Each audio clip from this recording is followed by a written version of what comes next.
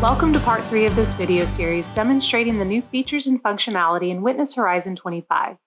In this video, we will demonstrate the new display item pane, descriptive name feature, and model export options. The other functionality that the display bar used to provide was to allow us to draw new items.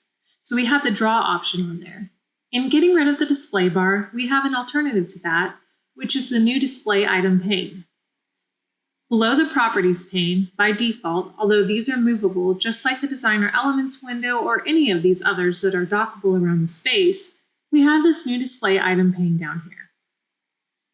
And so whenever I pick an element, then I'm prompted with all of the different types of display items that I could draw for that machine. And the same goes for clicking over on the tree. When I have an element in context, then any display item that I could draw will be shown here.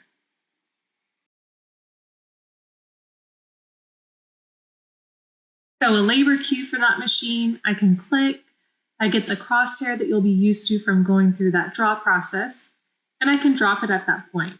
So any of these items now, I can click and draw a rectangle. Again, we've taken mouse clicks out, so when you're starting to draw new items for those graphical objects, it's made available much quicker to you to get the content available.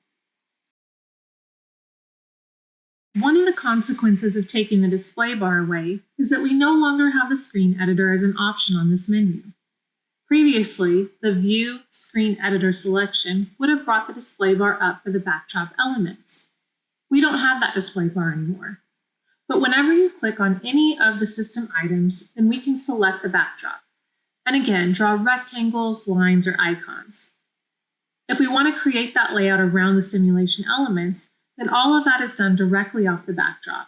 And any one of the system elements here, we can attach that display content to. We've also taken the need to do some draw activities on an update. For things like a diagonal queue for a buffer, even though you're updating it, you'd still sometimes have to draw as you're going through that, and what we've done here is to provide the properties that are needed in order to make those edits on the property pane. If I take the queue and set it to diagonal, then by default it'll set to 45 degrees. But we've got a queue offset now to say how that is going to be arranged. So if I make that 2.5, we can see what direction that's going to go. Previously, whenever we did the update, we then have to come get the crosshair and click and position that again. So that draw activity has come out of the update process. Next, let's look at another feature dealing with the descriptive name. As the model builder, you'll be used to whatever your preferred naming convention is. But you may want to present your model to somebody that isn't familiar with exactly how you construct your models. They would recognize the spinning machine or the saw or whatever those items actually are.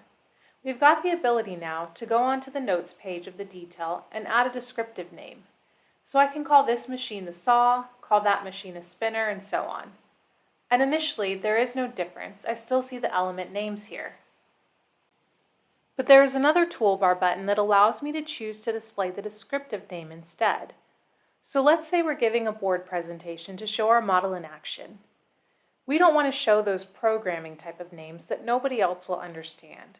We can lay out exactly what those processes are in the terms that the people who are viewing that presentation will understand. And then we can easily click back to modeling mode to go back to the items that you recognize as the modeler. So as always, the element names must be unique, but the descriptive names don't have to be. That's just free text, and you can put in any short description there that allows you to describe what that process or object is.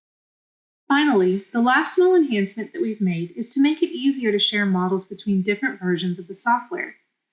So if you have different customers or colleagues that are on different versions of Witness, then you have the option to export to other versions of Witness.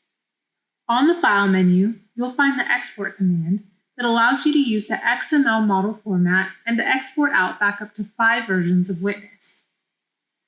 Clearly, any functionality in a new release that's not in a previous release won't be included, and those features will get commented out. But anything that was available is then in a format that that version of Witness can open.